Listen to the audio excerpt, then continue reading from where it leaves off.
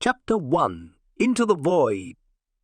Darkness surrounded the Sovereign, broken only by the dim running lights along the ship's kilometre-long hull. Nestled in a crude orbital dry dock, the venerable battle-cruiser resembled a great predatory beast waiting to be unleashed. Captain Marcus stood on the observation deck, hands clasped behind his back as he gazed out the thick armour-glass portals into the eternal night. Somewhere in that vast blackness, an anomalous signal had pulsed like a silent heart, reaching out to lure them into the unknown. And now the great ship stirred, shaking off the inertia of months in dry dock to sally forth once more. "Signal the dockmaster, we are ready to commence undocking procedures," Marcus commanded, his voice a rough baritone honed by decades of shipborne command. Around him, the bridge crew chorused acknowledgements and flipped switches to bring the various systems online. With a palpable shudder, the docking clamps released their magnetic grip, and the Sovereign drifted clear of its berth, manoeuvring thrusters flaring to life to orient the ship for departure. Marcus watched impassively as the skeletal girders and gantries of the dockyard fell away. This was not their home. The endless void always called them back. "Confirm we have cleared minimum safe distance and are on course for the transit buoy," Marcus ordered. "Clear and align for warp jump, sir," came the confirmation from the navigator's station. Marcus gave a sharp nod.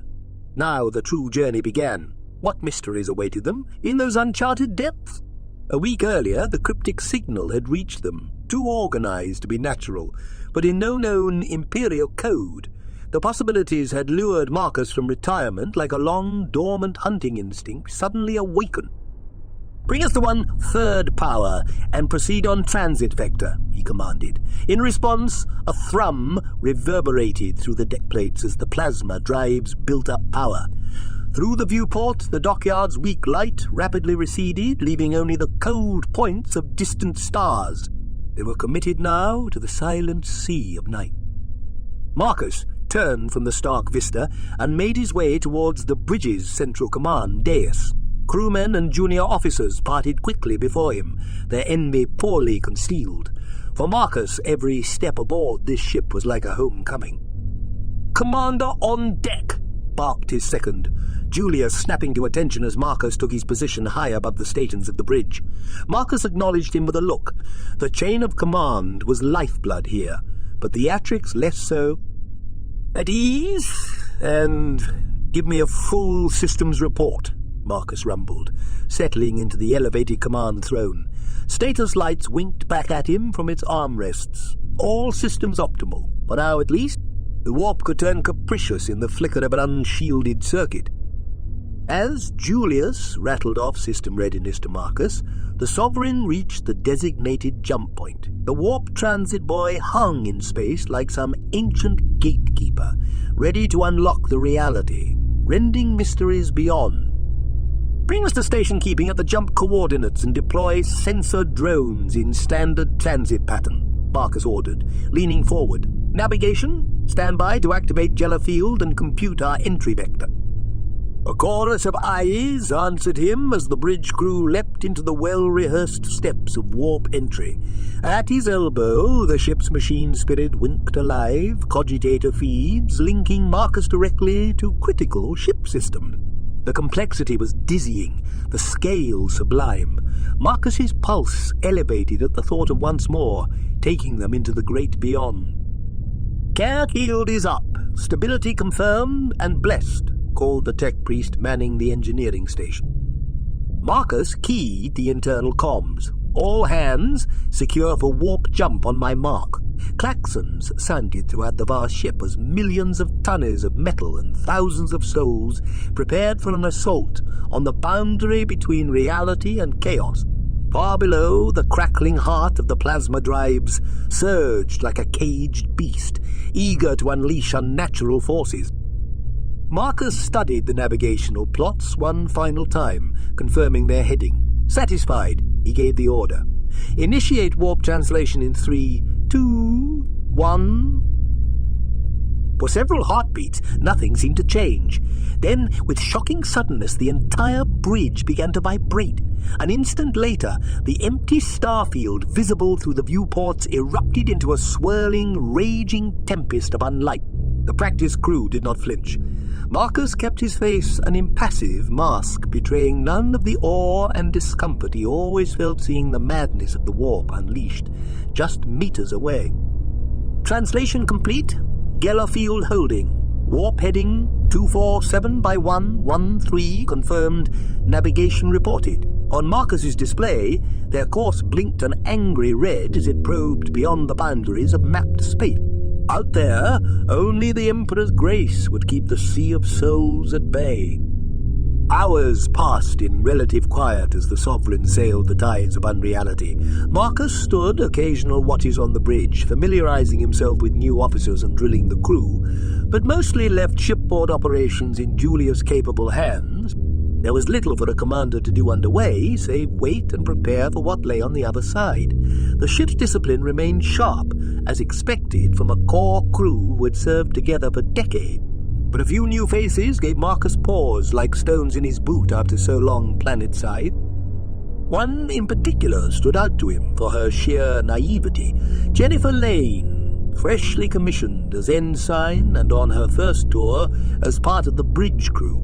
Unlike the hulking voidsman and taciturn rating crew, she radiated an irritating girlish energy, her uniform impeccably starched, as if she still had an adjutant packing her kit for inspection at the academies. During hour 14 of their uneventful voyage, Marcus spotted her at a secondary tracking console, whispering into the bulky Voxcaster headset reserved for emergency shipwide announcement. He strode over, massive frame towering behind her. "Trouble reaching the communication station, Ensign?" he rumbled. Lane jerked in surprise, nearly fumbling the handset as she spun to face him, wide-eyed. "No, yes sir, just running a communications check. Verifying functionality of all shipboard box systems," she managed, snapping a salute that looked fresh out of a manual. Marcus regarded her coolly. "And does the ensign feel qualified to be conducting such checks unsupervised?" "I was following standard protocol as outlined in the..." She started to recite before catching herself. "No excuse, sir. My initiative overstepped. It won't happen again." Marcus held her gaze a moment longer before giving a curt nod. "See that it doesn't. This ship has survived 40 years of warp jumps without an ensign's prodding. Dismissed." She fled the station, and Marcus allowed himself a concealed smirk. The green ones needed a bit of smoke to instill proper discretion, but her instinct had been sound. Ensuring even backup systems remained fit and blessed was the surest way to keep a vessel intact in the warp. With a mental note to touch base with her division chief for mentoring, Marcus returned to his roving vigil. 8 days into their voyage, the first wisps of trouble manifested. It started as errant power surges in lower decks, flickering lights and crackling comms. But when Marcus arrived on the bridge, he found frenetic activity. Reports were flooding in from multiple stations of reading fluctuations and energy bleeds, as if the very ship were bleeding out into the ether. "Talk to me," Marcus demanded, wasting no time, assuming his command throne. "Give me a sit-rep straight." Julius jogged over, slate in hand, showing power curves and system glitches spreading through the ship. It appears to be a cascade surge stemming from the warp engines themselves. The Geller field is functioning, but our reality envelop integrity is weakening. Marcus's jaw tightened. Few things could erode a starship's dimensional seals this quickly. "I want suppression teams dispatched immediately. Divert all non-critical power to reinforcing the field and get me the damn tech priests on comms now." The bridge crew relayed his orders throughout the vast ship instantaneously. Marcus watched telltales closely as power and personnel resources were frantically deployed. If those lines dropped too far, the uncaring tides of the warp could consume them. But the ship was as much a living thing as the thousands who crewed her, and Marcus silently urged her on. Hours passed in a tense vigil. Progress reports continued arriving, each bringing hope the worst was contained. Finally, Julius returned to Marcus's side, looking visibly worn but standing tall. The tech priests report the source was traced to a minor warp conduit breach. Rites of binding performed and integrity shored up. Marcus allowed himself to sit back. The threat abated, but exhaustion setting in, and the Geller field operating within expected parameters once again. They say the blessings stand renewed. It was as close to a good outcome as could be hoped for. Marcus sent a silent prayer of thanks to the Emperor for their deliverance. Operations are yours. Set us back to Condition 3 and get fresh teams on standby, he told Julius before retiring to his quarters for a rare chance to rest. Alone in his Spartan cabin, Marcus finally allowed himself to process the implications of the close call. A breach here, so deep in the uncharted deeps, would have doomed them utterly. There would be no grave, no marker to commemorate their struggle. He wondered if the same alien signal that lured them on now conspired their ending in the cold wastes between reality. A fate without glory, without meaning. Fear flickered through Marcus's disciplined mind before his stalwart faith crushed it. They were servants of his will. Doubt and distrust ultimately came from the warp itself, and he would never allow it purchase to infect the crew's morale or trust. A lesser danger had passed. Now fate beckoned them onward. Until the rogue signal source was uncovered, they could know neither mission success or peace. With that silent vow, Marcus slept. 3 weeks after departing dock and plunging into the wild currents of warp space, the Sovereign at last approached the origin coordinates of their mysterious quarry. After days of featureless, violent flux, the unrelenting screams of unreality seemed to Marcus to gradually subside. A charged expectancy filled the air, one part excitement, one dread. Like an ancient sea vessel, the Sovereign crested waves of unbeing to behold what new horizon. "Bring us to full stop and collapse the warp field," Marcus ordered as he stepped onto the bridge.